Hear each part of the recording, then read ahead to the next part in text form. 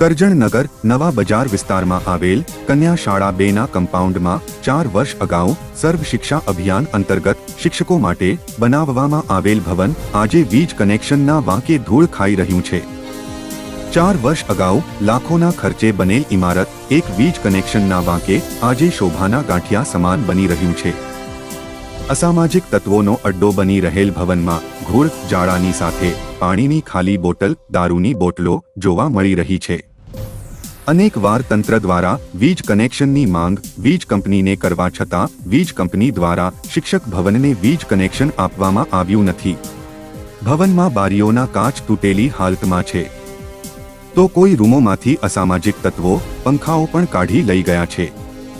શિક્ષણ વિભાગ દ્વારા વીજ કનેક્શન માટે 4 માસ અગાઉ રૂપિયા પણ ભરી દેવામાં આવ્યા હોવા છતાં વીજ કંપનીએ કનેક્શન આપ્યું નથી, જેથી આજે લાખો રૂપિયા જાણે ધૂળ ખાઈ રહ્યા હોય એમ દેખાઈ રહ્યું છે।